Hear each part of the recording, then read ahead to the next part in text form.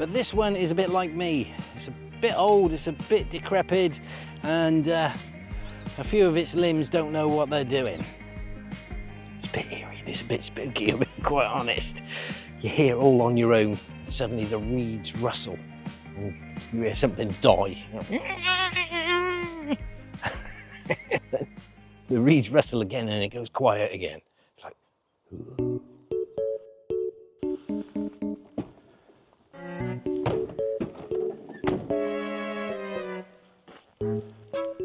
Well, good afternoon everyone, and welcome to something a little bit different today. I've come away from the coast and I'm heading off into the woodlands. But I'm not here to shoot trees, although there is a tree. Yeah, you'll get to see.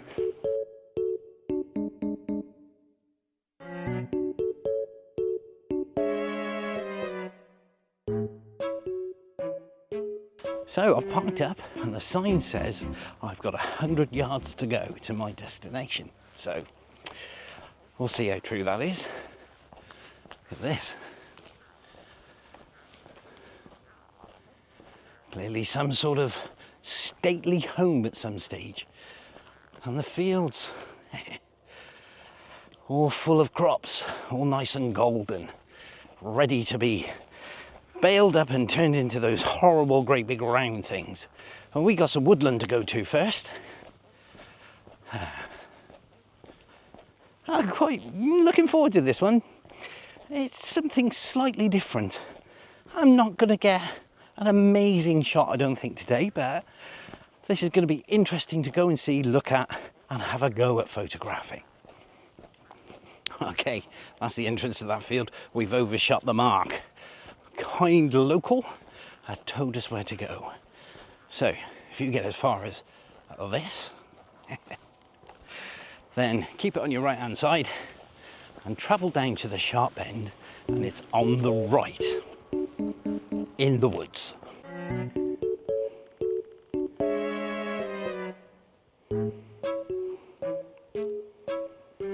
Well, if you were distracted by the light on that little lone tree with a horrible fence behind it, you probably missed it because it was in the shot.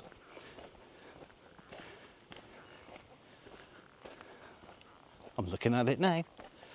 Can you see it?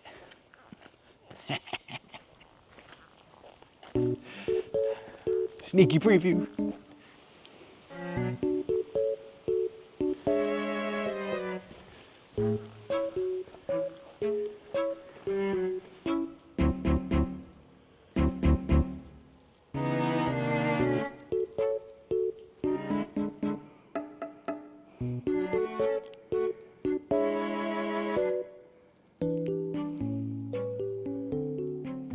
So this is location number 1 on our trip today, and we are in Somerton at St Mary's Old Ruins. And what makes this place just that little bit special is, one, it's a magnificent old arch going through, but there's a great big oak tree growing right in the middle of it. Whether that's an old courtyard, I don't know. I'm looking at it and I'm thinking that's actually the building, so this has been a ruin for quite a while, because that's a pretty solid oak tree, that. So I'm thinking a couple of photos here. Archway, tree in the middle, hopefully get some light through the archway in the background. Plenty of lovely ivy covering everything. Summertime photography with some splashing green and some lovely light coming down. In fairness, I could do with it a bit more direct coming down. That would work really well here. But this is what we got. So let's crack on, work a few angles. I'll show you the pictures and then we'll make a move on to the next place. Completely different. Okay, so because I don't own a wide angle lens, really annoying, I'm gonna go for a vertical panorama on this. I'm probably thinking 6-7 shots, I'll be honest. Make sure I go low enough to start with. So because I'm using a ball head and not a gimbaled head, this is going to be quite difficult. About as wide as I can go, and I'm backed up to this tree. So that's my lot. Let's get that where I want it. So Set level, starting a little bit closer to me than I want it to, focused about a third of the way in so that I get this arch sharp and I get the tree sharp, which are my main characters. I'm going to be shooting up into the light, so I don't mind that getting slightly blown out because I want a hazy feel to it, so I'm going to warm that up in post. Right, let's start.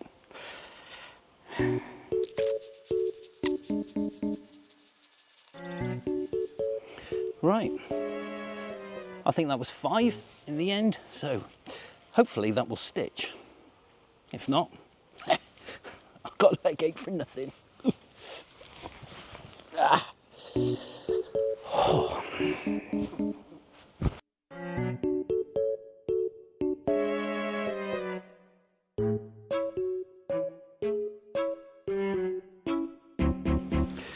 Right, for this next shot, I'm shooting in the other direction. Polarizers on as much as I can get it. I do have a fraction of burnt out highlights, but sorry, I'm going to bracket it. I'm going to bracket it to make sure I've got everything in that I need. I'm going to do 3 shots, one at this exposure, one slightly brighter to bring up the shadows, and then one slightly darker to bring down the highlights. If I need to use the 2 either side, then I can.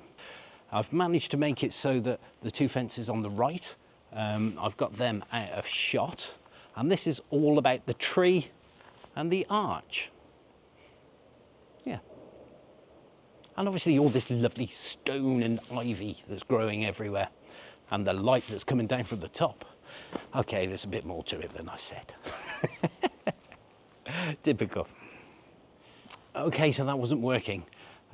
What I've done instead, I've viewed it through the viewfinder, and I've got a lot more movement in the trees than, well, the ivy that's growing through than I thought. So I've had to ramp my ISO up to 640, and I'm on 1/40th of a second, and the light has changed. I need to take that shot now because it's still. Okay. 1 stop under is enough. 1 stop over.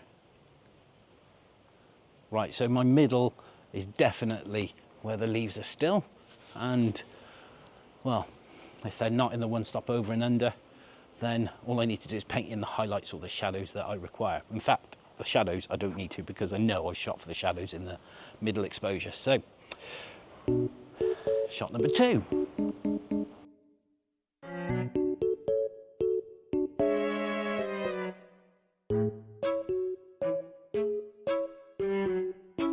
Right, that's me done here in this wonderful piece of English history.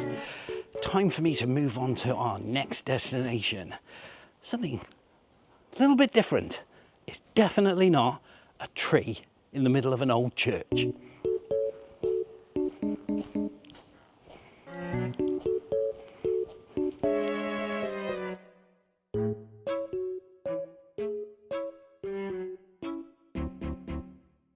Well, I'm sure you're all thinking, it's that windmill over there. But it's not. It's not that.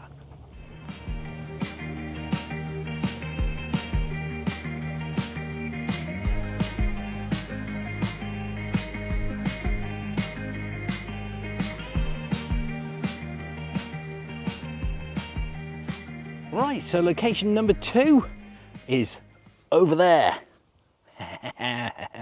Yes, it is a windmill, but this one is a bit like me. It's a bit old, it's a bit decrepit, and a few of its limbs don't know what they're doing. So this is about the halfway point we've got to now. I need to go back and get my camera because this was a recce. There's a couple of shots on the way that I want to pick up. So yeah, we're going to head back to the van, grab the camera, and make our way all the way back. And then I'm going to change into some trousers as well, because I put shorts on to walk here and it's turned into an absolute midge fest. Yeah, my legs are a smorgasbord of whiteness.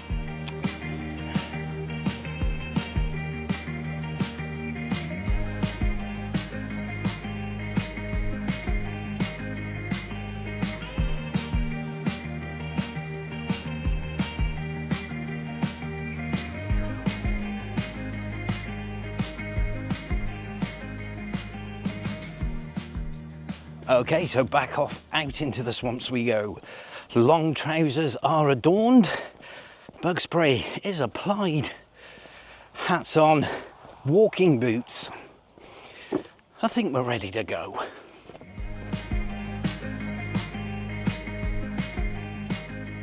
Right, so on the way down here, as we were doing that little bit of a recce, we got about halfway and there were a couple of shots that I want to take as we make our way down. Now, we're thinking it's going to take about 45 minutes to get to where I want to end up. And it's 26 minutes past 6 when I was passing the boats. And it's 9 o'clock, or 5 to 9 is sunset. So, by the time I've taken a couple of pictures as well, I should be there at least an hour beforehand. In fairness, I should be there a good hour and a half to hour and 3/4 beforehand. So, plenty of time. And here comes the first shot.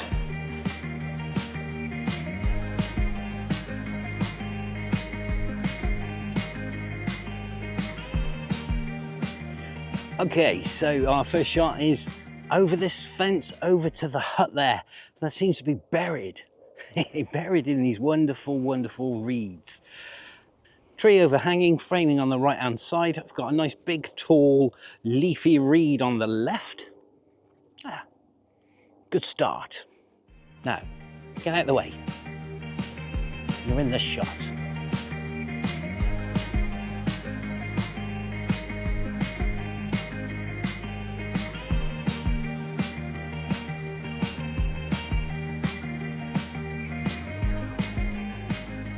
Okay, so that's that shot in the bag. Now I'm going to take one of the pathway leading out to that hut, and then you've got the nice moody sky. I might include a bit of this tree. Don't know yet, I haven't set up the shot.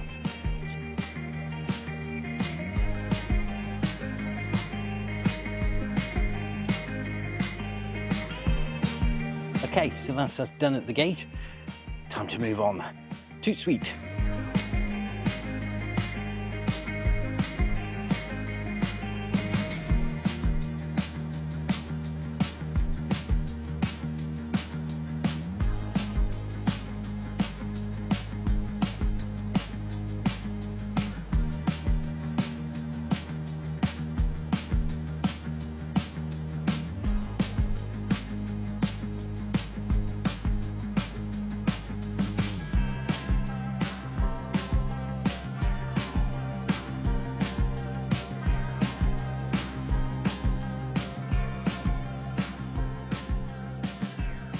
Okay, Houston, we have a massive problem.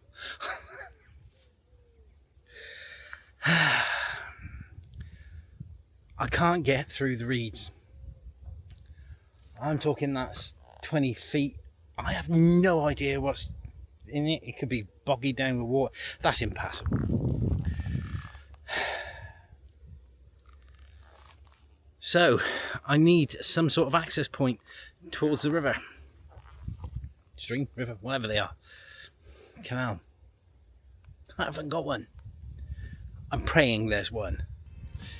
Right, the hunt starts.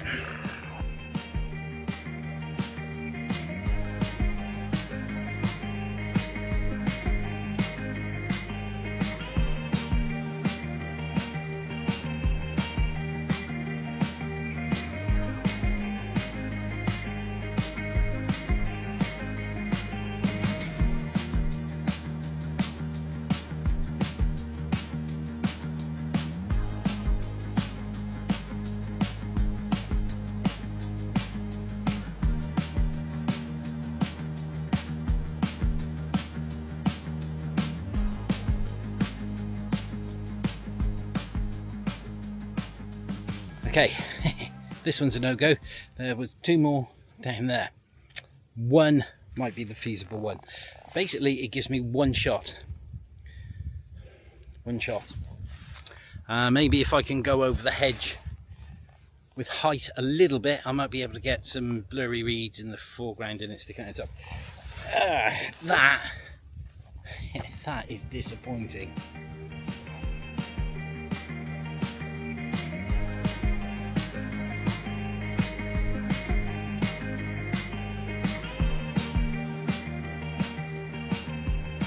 Okay, so that's the second one. The reeds do block all the reflection though. Even if I'm up here, I'm still going to get... Oh, this is so frustrating. I can't move any more forward because I'm looking through the weeds. So the end of the reeds is probably about 7 feet from me. And I would say it's about 3 feet to the canal, and the reeds are just leaning into it. Ah, man.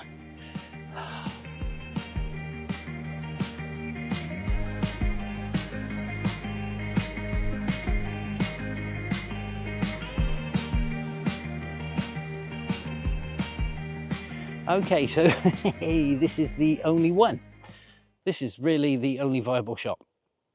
So I've a sneaky feeling this is the one that's in the guidebook. And it's pretty much the shot that's in the guidebook. That's the shot on offer. Okay, well, I got to get it. Sun's just gone behind a bit of cloud and stopped on the side light. In fairness, this is the best angle on the actual sail on the windmill. So, yeah, this is the one I'm taking.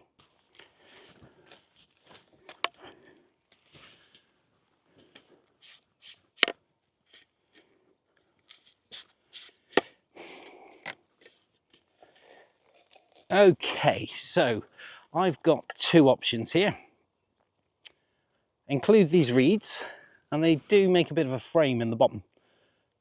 So if I do include the reeds, then I've got to decide, do I want them out of focus, kind of as a blurry lead in, which I think might work quite well, or do I want them sharp? The other option is to get up a bit higher and basically cut the reeds out and see if I can just get a reflection shot. But this water, ugh, dirty looking water, it's the colour of silt, it's brown. So there's a strong chance I may go black and white. If I get the reflections of the clouds in it, that might change things, and I might be able to punch the white out in them and make it look a lot nicer. Actually, I can see some blue sky, clouds, great reflection. Right, this shot needs taking.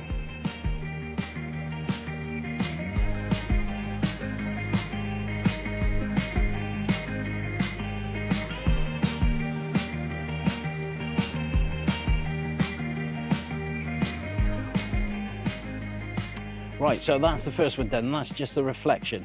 So now I'm going to take into account the reeds as well and use them as a frame. I'll probably try and keep the same height and then zoom out. I don't know, I'll adjust my composition and we'll have a look.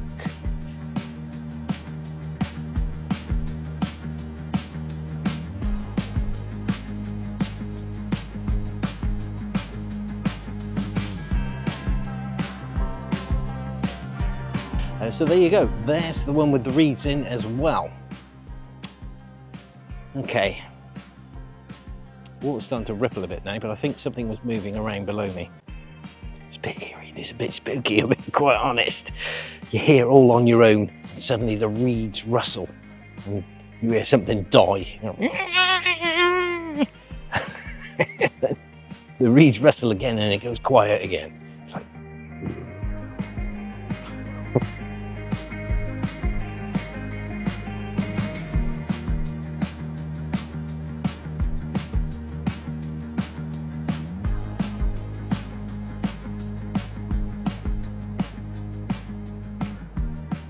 Well, that's the best of the side light gone.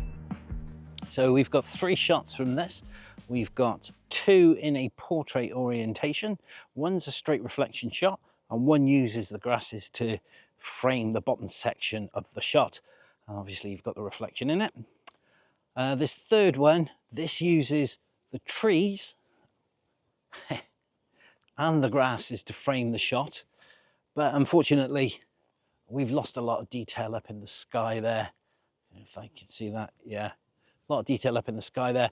And the side light is snuffed out because there's a bank of cloud on the horizon. So I think I've got the best I can out of this place today. Yeah. I do love something old and rustic, just like myself. And yeah, this does fit that bill. So 2 places today. Something a bit different on each one.